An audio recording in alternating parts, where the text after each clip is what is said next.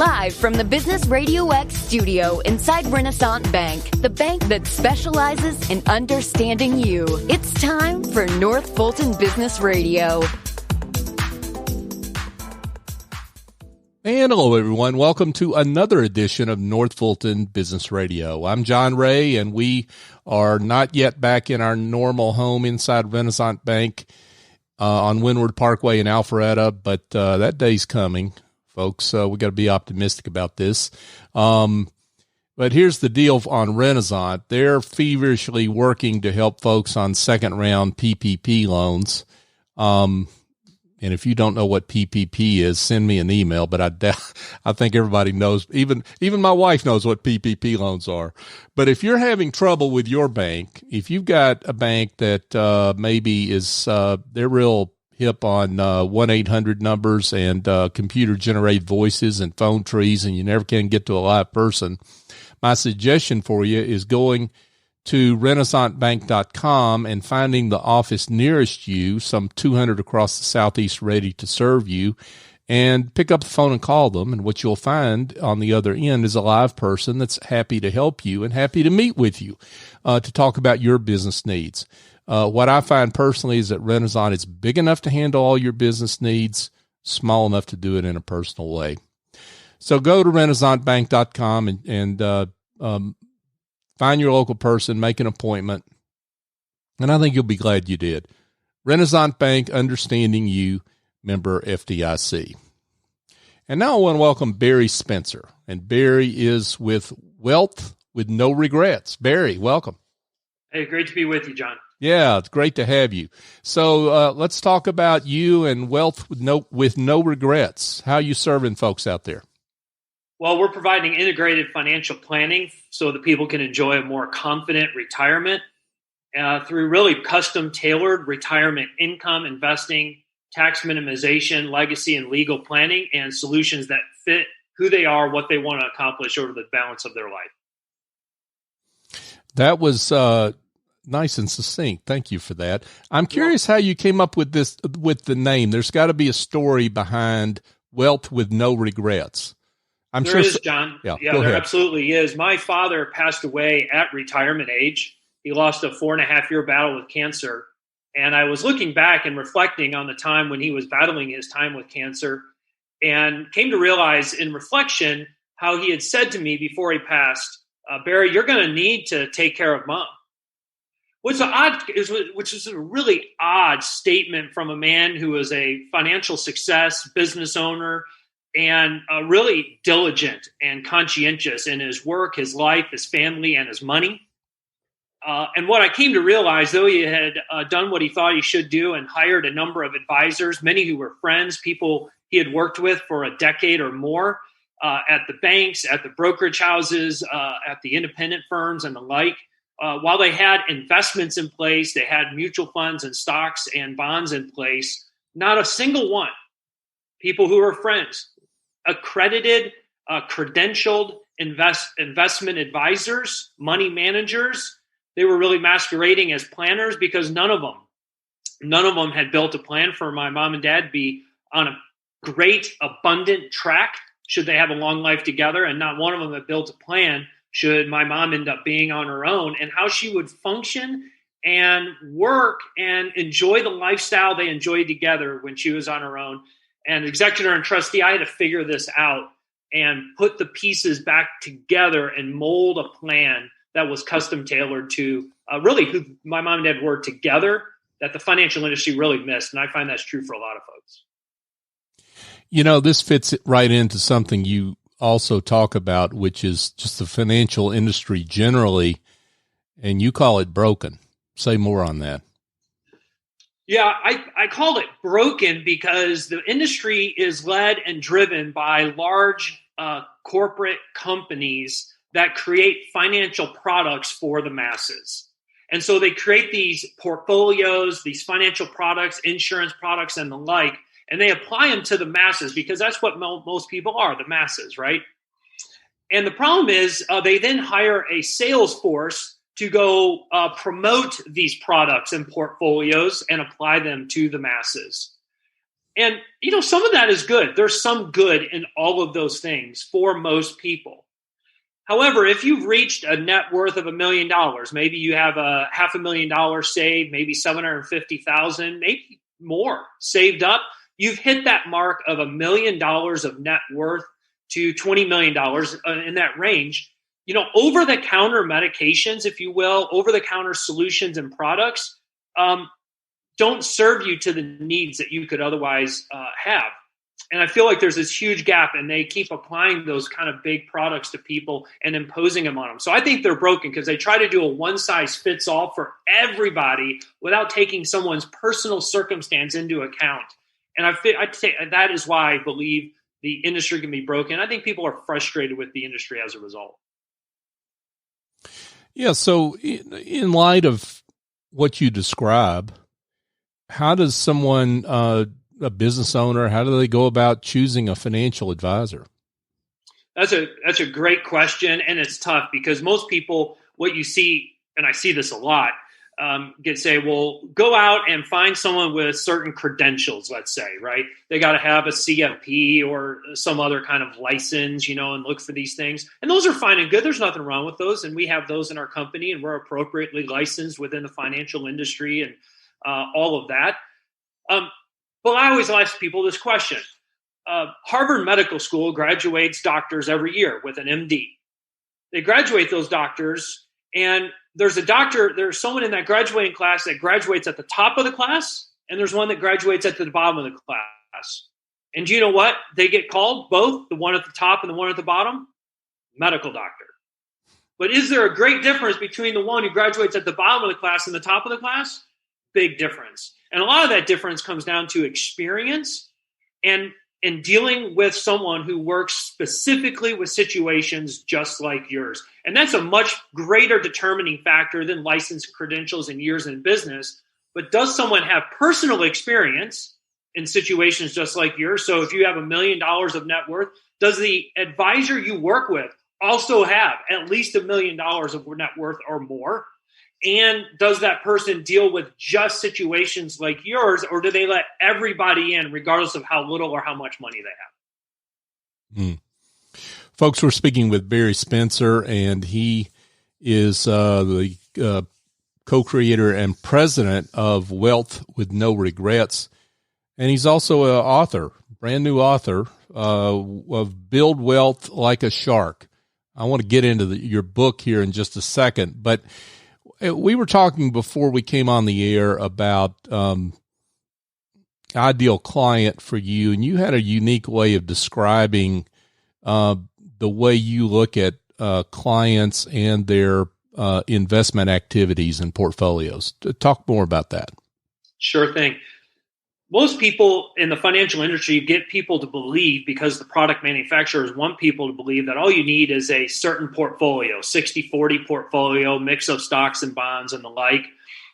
And they tend to treat people the same in saying, once you have this portfolio, once you have a money manager, you're all set and that's all you need. And then they're going to tell you how much money you can spend every year and tell you every year that, oh, you're okay, just trust us, we'll work it out. Here's how it's always worked. Here's how it's always going to work. Well, the reality is, once you hit $1 million of net worth or more, you're actually not sitting on just some investments to live on to kind of backstop your Social Security. You're now living on $1 million, or in some cases, a multi-million-dollar business. And think about what happens in a business.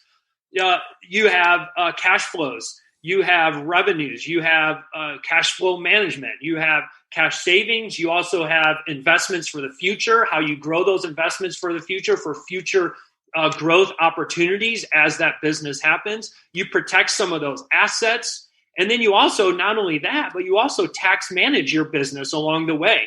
You know, you've got to manage those cash flows and tax manage it throughout those cycles. And every business goes through a cycle, and that's no different for someone with $1 million to $20 million of net worth. Their business, their million or multi-million-dollar business, is going to go through cycles. So they need to have someone in place that operates as a CFO of this business they're running, where they're the chairman or CEO of that business, so they control and navigate all the decision-making that goes on, but someone's there to serve them and navigate every single area of that life. So income, investments, both short-term, long-term, tax management, tax minimization, as well as legacy and all the other pieces that go with it. And that's what's significant. And that little mindset shift, I find, is quite significant for folks. If they can just have that shift to realize they have a million or multi-million-dollar business that needs to be attended to, cared for, and someone needs to care for it as much as you care for it to help you maximize those profits and those monies going forward, it becomes a significant opportunity for success over the long term. That's a very interesting way and I think insightful way to put that, Barry. So thank you for that. You talk about the danger zone years. Explain what you mean by that. Sure. I love it. I have a 14-year-old son who plays travel baseball. And so most weekends in the spring and in the fall, we're at the ball field watching them whack the ball all around the field and throw and catch and pitch and all that kind of fun stuff. And I love it. I love being a baseball dad. And one of the things I've come to realize about baseball, I didn't grow up playing baseball, but I realized one of the coveted hits you can have in baseball is a double. Because when you hit a double, you typically will score someone and you will also put yourself in scoring position. And it becomes a really great hit. Well, what I find when it comes to retirement, there's actually two types of doubles that really fight against you and are not beneficial. There's some things you can do to overcome them, but most are living in the negative side of that idea. And one is what I call a double whammy, and another is double trouble. So double whammy is that idea when you own this kind of stocks and bonds portfolio that everyone says that you're supposed to have. The stock market then goes down. And the stock market goes down by 50%, maybe as much, 30, 40, 50%, and you freak out. And that's a big whammy because it hurts your psychology, it makes you nervous, and it makes you feel out of control. The second whammy comes is when you start to realize that you need to take withdrawals on that money.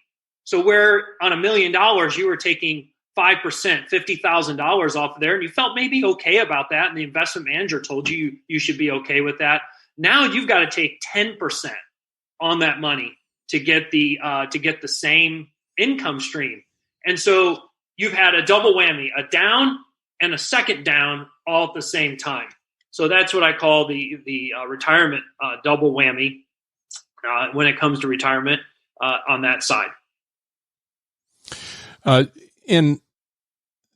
So you also got some thoughts about lifestyle upgrades along the way. I mean, you caught my attention when you said that. So something tells me others want to hear about that as well. Hey, upgrade my lifestyle, Barry. Yeah, everyone wants to do that, right? So I find that there's these, and you mentioned this, Joe, and I wanted to come back to it. So thanks for bringing it up, the danger zone years, because there are people that live in a place where they want to have the opportunity to upgrade their lifestyle. Most don't know. The thing that holds them back is they don't know where those danger zone years are. So they hold back to protect from those years where they might have to spend more, or they're concerned about having to spend in long-term care, or they got to still fund some family items, or, ultimately they want to do their bucket list items, right? Everyone has their bucket list items. They've worked 30 or 40 years to finally have the time and freedom and health to be able to do the things they want to do. And so they want to upgrade their lifestyle. Well, there's a myth because the industry says in retirement, you only need 20% less than you did during retirement. But I find that people don't want 20% less freedom. They want the same or 20% more freedom, not less freedom. And so the idea is this: if you can identify and overcome the danger zone years, you can then identify where you might be able to upgrade your lifestyle. Yet most don't do this. I have a story. I'll call the couple Paul and Jane, not their real name. It's an anecdotal story of a real life couple who lived very well, saved diligently, kind of reflected on the dangers of the Great Depression. And so all along the way, they held back. They held back in their spending. They held back on the family. They held back in their giving, all those kinds of things. And then passed away well into their 80s. And left each of the kids millions of dollars. Each of the kids already had millions of dollars and didn't need the new millions that they got from mom and dad, and then the grandkids got as well from their grandpa and grandma. And what I realized, the sad tragedy for so many, is they could have upgraded their lifestyle and done more, especially early in life. They could have distributed dollars to family and watched the family enjoy it. They could have invested in paid family experiences that would make the family think fondly of them, and likewise the other way. And they could have given to charity all along the way instead of leaving a gift to charity like they did and never seeing the charity enjoy that gift. They could have given that during their lifetime and be around to see the charity enjoyed and get the enjoyment of giving as well. So that's a huge piece of doing it. So when you identify those danger zone years, you can then also find a way to also potentially upgrade your lifestyle. Well, and to your point of that story, which is a great story, to help illustrate, I guess, the scope of vision that you need to have. I mean, what you're advocating is folks really need to have an investment advisor that's asking bigger questions than just, let me see the portfolio you have right now. I mean, that requires some understanding of family dynamics and so forth, right? Absolutely. And the process for us, our wealth with no regrets process, begins with the person. And it really starts, it's really three simple phases, I should say. Three simple phases. Number one is clarity. Clarity about what you want, what you need, where you stand today.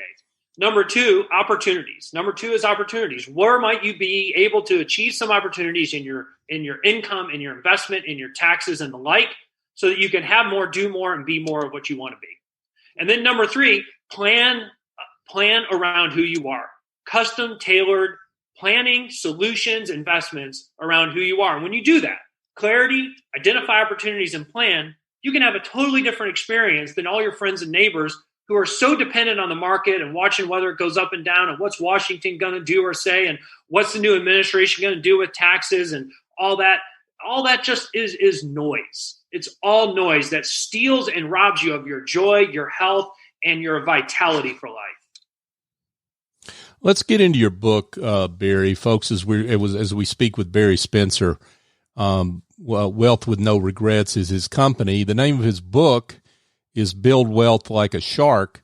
Let's talk a little bit about your book, some of the points you make there, and what do you mean by Build Wealth Like a Shark?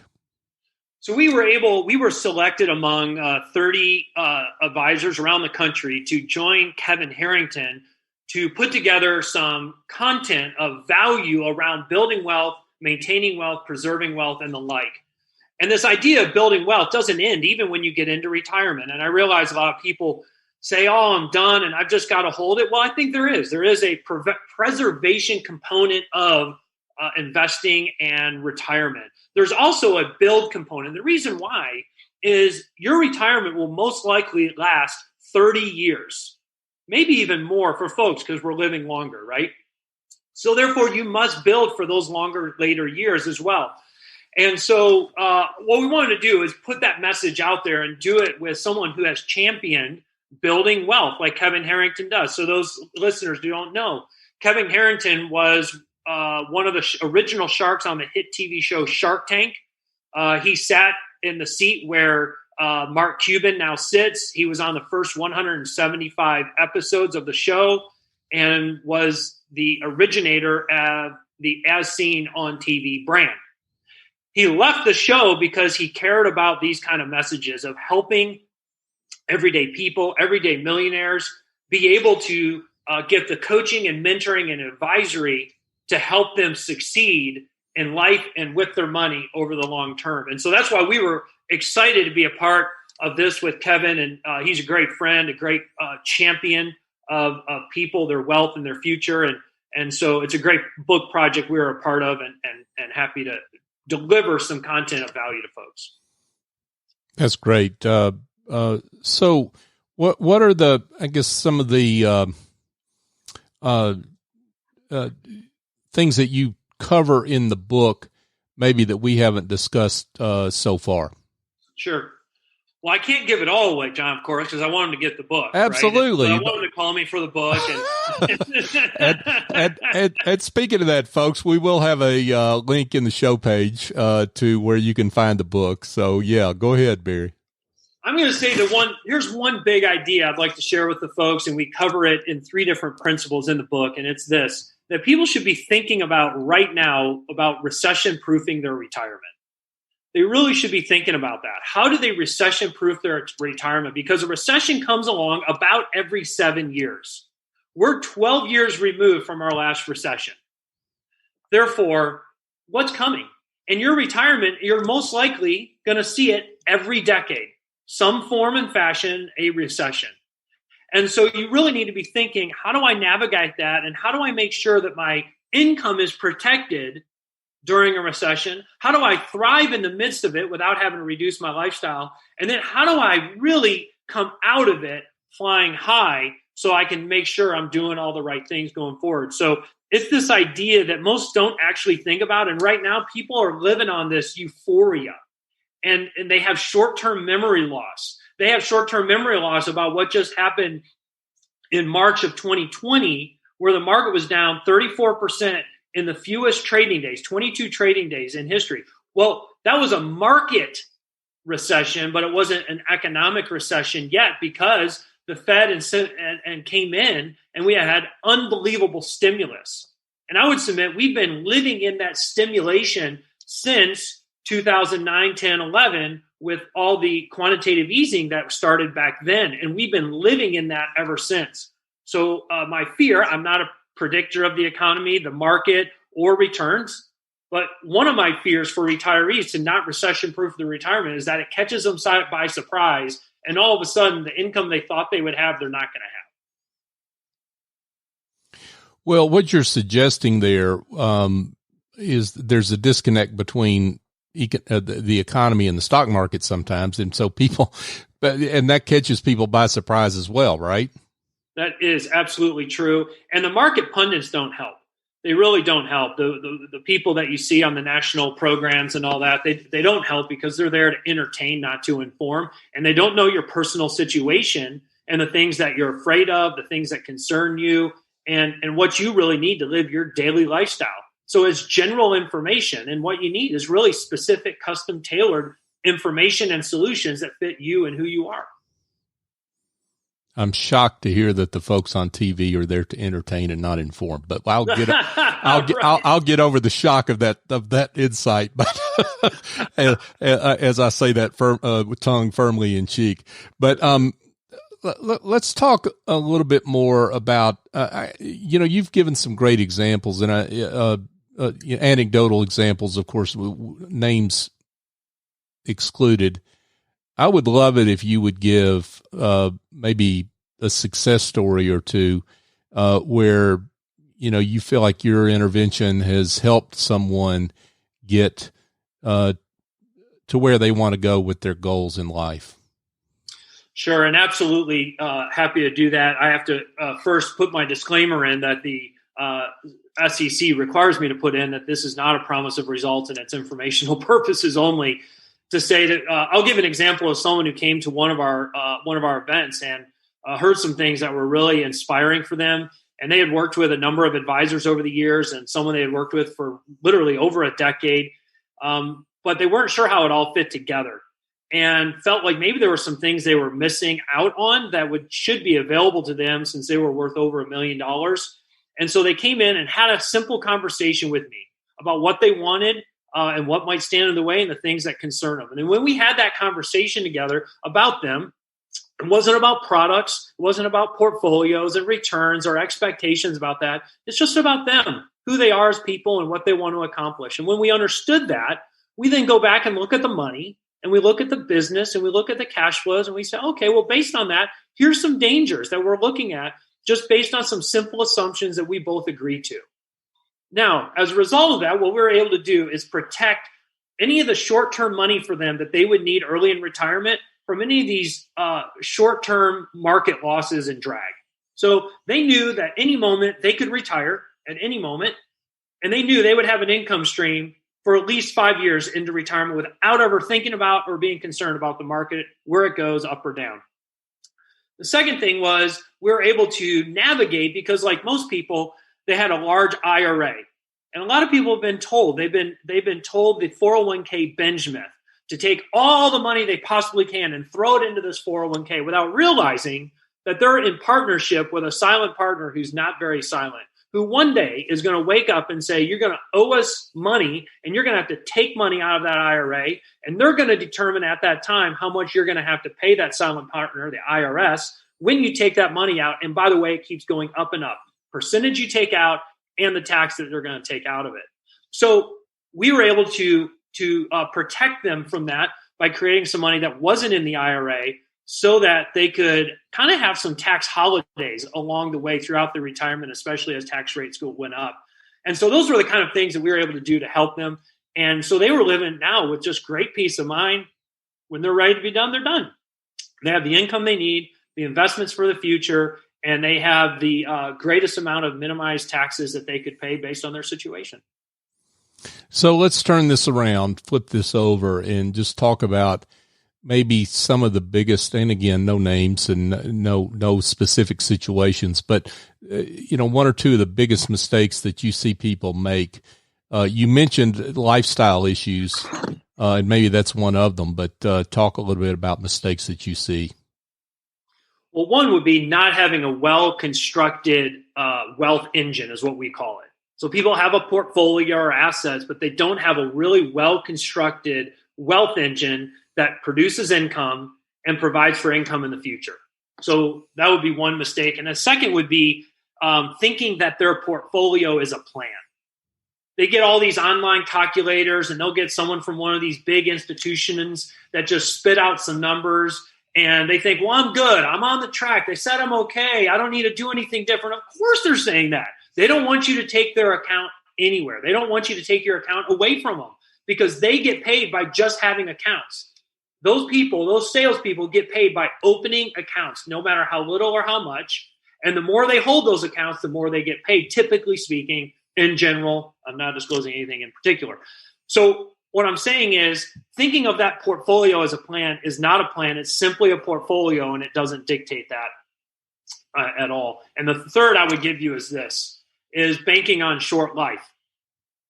Banking on a short life. Hey, I'm only going to live to 70, 75 because, my father did, my mother did, my grandfather, my grandmother did. And yet we're living longer. Our medicine and our medical care is so great today. The chances of you living into your 80s is very high.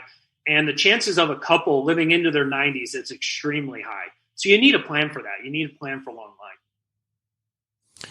Good words here from Barry Spencer. Barry is with Wealth with No Regrets. He's also the author. He's got a new book out here called Build Wealth Like a Shark. Folks, will put a link to that in the show page where you can find it. But Barry, this has been great. And I'd love it if you'd answer the most important question, which is to let people know how they can be in touch with you. Absolutely. You can reach out to me at wealthwithnoregrets.com. You can call my office, 678-278-9632, or email me directly, Barry, Barry, at wealthwithnoregrets.com, and set up a time just to have a conversation. We'll set up a 22-minute complimentary conversation to see where you're at and what might you be able to do next. Awesome. Barry Spencer, it's great to have you with us. Thank you. Pleasure to be with you, John. Thanks. Thank you. Folks, just a quick reminder that if you've got some administrative task in your business, maybe your bookkeeping is causing you to stay up at night, and I would just suggest if you're working on your books at night, you do need to give Essie Escobedo over at Office Angels a call. If you're timid, go to officeangels.us and check her out. But what you really need to do is just call her, 770-442-9246. And I say that definitively because I use her and her services, and she's got angels that she selects for you and your particular needs that fly in and they get the job done and they fly back out. And they do this virtually. They've been doing it for 20 years. So this current environment we're in does not scare them in any way, and they know how to handle it. So give Essie a call, 770-442-9246. Office Angels is the firm, and she'll be glad to help you. And I just tell her that I sent you. Folks, North Fulton Business Radio is on all the major podcast apps. North Fulton Business Radio is the search term, so you can find us on the app of your choice and the phone of your choice. So we'd love it if you'd subscribe and give us a great review, because it's not about us, it's about our guest. And we love it when folks find the show and those folks need the services of folks like Barry and the other guests that we've had over these last almost 5 years. We're up at over 320 or so shows that we've had over the last almost 5 years. We're also on social media, on LinkedIn, Facebook, and Twitter. We're at North Fulton BRX. So for my guest, Barry Spencer, I'm John Ray. Join us next time here on North Fulton Business Radio.